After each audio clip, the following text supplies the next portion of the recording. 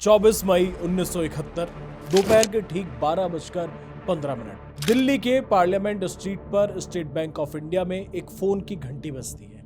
वो एक ऐसा फोन कॉल था जो अगले कुछ घंटों में भारत के लोकतंत्र, न्याय व्यवस्था और खुफिया तंत्र की धज्जियां उड़ाने वाला था। एक ऐसा कॉल जिसके बाद शुरू होने वाला था रहस्यमयी मौतों का वो सिलसिला जिसके राज आज भी 50 साल बाद भी इतिहास के पन्नों में दफन है। प्रधानमंत्री इंदिरा गांधी ने बैंक से 60 लाख रुपए मंगाए थे, लेकिन यह पैसा सरकार के लिए नहीं था, लोगों की भलाई के लिए नहीं था, बल्कि बैंक के साथ एक बड़ा धोखा था। हम जो कहानी आपको सुनाने जा रहे हैं वो एक बैंक डकैती नहीं है। ये कहानी है इंदिरा गांधी के उस दौर की जहां राष्ट्रीय सुरक्षा की आड़ में ऐसे कई राज दफन थे जो सत्ता की कुर्सी को हिला सकते थे। जैसे ही कोर्ट में सच बाहर आने वाला था, जांच अधिकारी की मौत हो गई। इसके बाद बैंक से ठगी करने वाले आरोपी को अचानक हार्ट अटैक आया और वो हमेशा के लिए खामोश हो गया। आखिर वो 60 लाख रुपए किसके लिए थे? जनता की गाढ़ी कमाई का इस्तेमाल कोई सरकारी प्रोजेक्ट में हो रहा था या फिर इंदिरा से इसका कोई कनेक्शन था? नमस्कार, मैं हूं हर्ष और आप देख रहे हैं डिटेल न्यूज इंडिया। किस्से कहानियों के इस एपिसोड में आपको कहानी बताएंगे उस काले दौर की जब सरकार का सीक्रेट फंड बिना किसी कागजी कार्रवाई के इधर से उधर किया जाता था। रहस्यमय घोटाले की परतें जब खुली तो खुद देश की न्याय व्यवस्था दंग रह गई। ये कहानी कांग्रेस की सत्ता, सियासत और साजिश के उस सीमा को पार करती है जिसके बारे में आपने कभी सोचा भी नहीं होगा। 1971 मई का महीना, भारत और पाकिस्तान के बीच युद्ध के बादल मंडरा रहे थे।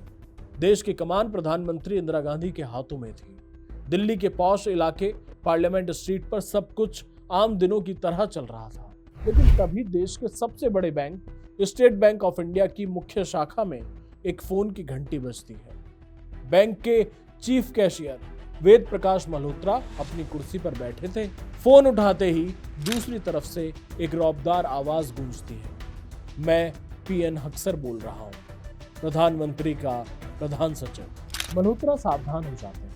हक्सर की आवाज आगे कहती है कि देश की सुरक्षा से जुड़ा एक बेहद गोपनीय मिशन चल रहा है। बांग्लादेश की मदद के लिए तुरंत 60 लाख रुपए नकद चाहिए। मल्होत्रा हिचकिचाते हैं। बिना किसी लिखित पर्ची या वाउचर के इतनी बड़ी रकम? तभी फोन के दूसरी तरफ से आवाज बदलती है। इस बार एक महिला की आवाज थी। मल्होत्रा जी, मैं इंदिरा गांधी बोल रही हूँ।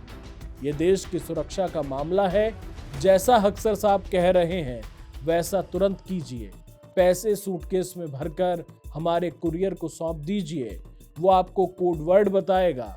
इसके बाद सीधे मेरे घर आइए, मैं आपको खुद रसीद दूंगी। प्रधानमंत्री का सीधा आदेश। मल्होत्रा के पास सोचने का वक्त नहीं था।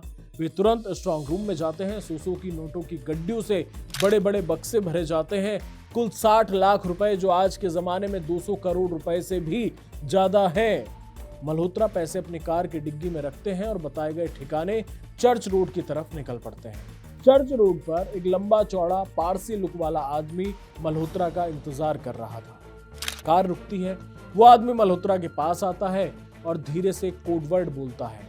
कोड था बांग्लादेश का बाबू। जवाब में मल्होत्रा कहते हैं bar at law. Code word match हो चुका था। मल्होत्रा ने नोटों से भरे बक्से उस आदमी की टैक्सी में ट्रांसफर कर दिए। वो आदमी पैसे लेकर गायब हो गया। अब मल्होत्रा का काम था प्रधानमंत्री आवास जाकर अपनी आधिकारिक रसीद लेना। वो सफदरजंग रोड स्थित पीएम आवास पहुंचते हैं, लेकिन जैसे ही वे पीएन हक्सर के केबिन में जाकर कहते हैं कि सर, मैंने पैसे डिलीवर कर दिए हैं, रसीद दे दीजिए। हक्सर के पैरों तले जमीन खिसक जाती है। हक्सर चिल्लाते हैं, कौन से पैसे, कैसा फोन? प्रधानमंत्री ने कोई फोन नहीं किया था। मल्होत्रा हतप्रभ हो गए। उन्हें समझ आ गया था कि देश के सबसे सुरक्षित बैंक के साथ इतिहास की सबसे बड़ी धोखाधड़ी हो चुकी है। मामला सीधे प्रधानमंत्री से जुड़ा था, इसलिए दिल्ली पुलिस ने अपनी पूरी ताकत झोंक दी। कुछ ही घंटों में दिल्ली में एक दोस्त के घर से उसे गिरफ्तार कर लिया गया। उस आदमी से पूरी रकम से थोड़ा कम पैसा बरामद हुआ, यानी 59 लाख कुछ हजार रुपए। एसबीआई के साथ सबसे बड़ी धोखाधड़ी करने वाले शख्स का नाम था रुस्तम सोहराब नागरवाला। नागरवाला कोई आम चोर नहीं था। वो भारतीय सेना में पूर्व कैप्टन था और खुफिया एजेंसियों के लिए काम कर चुका था। लेकिन असली तमाशा तो अब शुरू होना था, अदालत के भीतर। आमतौर पर भारत में चोरी के छोटे मामलों की सुनवाई में भी सालों लग जाते हैं, लेकिन नागरवाला के केस में कानून बुलेट ट्रेन की रफ्तार से दौड़ा। नागरवाला ने कोर्ट में अपना जुर्म कबूल कर लिया। उसने कहा कि उसने अकेले ही इंदिरा गांधी की आवाज निकालकर बैंक को ठगा था। अदालत ने बिना किसी गवाह को बुलाए, बिना किसी गहन जांच के मात्र 10 मिनट के भीतर अपना फैसला सुना दिया। नागरवाला को 4 साल की जेल। देश के कानून विशेषज्ञ हैरान थे कि इतनी जल्दबाजी क्यों? क्या सिस्टम किसी बड़े सच को बाहर आने से रोकने की कोशिश कर रहा था? जेल जाने के बाद नागरवाला शांत नहीं बैठा। उसने ऊपरी अदालत में दोबारा सुनवाई की अपील की। वो तिहाड़ जेल से अखबारों को चिट्ठियां लिखता था। उसने दावा किया कि मैं अदालत के सामने एक ऐसा सच खोलने जा रहा हूं जो इस देश की सरकार को हिला कर रख देगा। लेकिन वो सच कभी बाहर नहीं आ सका। इस केस की तहकीकात कर रहे दिल्ली पुलिस के तेज तर्रार अधिकारी एसपी डीके कश्यप, जो नागरवाला और बैंक के असली कनेक्शन को ढूंढ रहे थे, उनकी एक बेहद संदिग्ध सड़क दुर्घटना में मौत हो जाती है। विपक्ष शोर मचाता रहा कि मर्डर है, लेकिन फाइल बंद कर दी गई। जैसे ही नागरवाला की दोबारा सुनवाई की तारीख नजदीक आई, तिहाड़ जेल में उसकी तबीयत अचानक बिगड़ने लगी। उसे दिल की कोई बीमारी नहीं थी, लेकिन मार्च 1972 में अस्पताल के भीतर रहस्यमय तरीके से हार्ट अटैक के कारण उसकी मौत हो गई। नागरवाला वो सारे राज हमेशा के लिए अपने साथ ले गया। 1977 में जब इंदिरा गांधी सत्ता से बाहर हुई तो इस केस को दोबारा खोला गया। जस्टिस जगन मोहन रेड्डी कमीशन ने इसकी जांच की। कमेटी ने माना कि नागरवाला अकेला नहीं था, बैंक के नियम टूटे थे और जांच को जानबूझकर दबाया गया था। वरिष्ठ पत्रकार प्रकाश पात्रा और रशीद किदवई ने अपनी खोजी किताब the scam that Shuk a nation में इस पूरे स्कैंडल की परतों को गहराई से खंगाला है। दरअसल वो 60 लाख रुपए बैंक का आम पैसा नहीं था। वो इंदिरा गांधी की खुफिया एजेंसी रॉ का वो सीक्रेट फंड था जिसे बांग्लादेश को आजाद कराने के दौरान गुपचुप तरीके से इस्तेमाल किया जा रहा था। बैंक के चीफ कैशियर को पहले से ये आदत थी कि जब भी पीएमओ से कोई गुप्त कोडवर्ड आए तो बिना किसी कागजी कार्रवाई के पैसे दे देने। नागरवाला इसी खुफिया मिशन का एक हिस्सा था। अब नागरवाला ने लालच में आकर सिस्टम को धोखा दिया और फिर सत्ता में बैठे लोग रॉ के बहाने इन फंड्स का इस्तेमाल कर रहे थे और इसी वजह से अपनी साख बचाने के लिए इस पूरे मामले को आनन फानन में एक साधारण मिमिक्री और चोरी का रूप देकर रफा दफा कर दिया। कैप्टन नागरवाला एक मोहरा था या मास्टरमाइंड?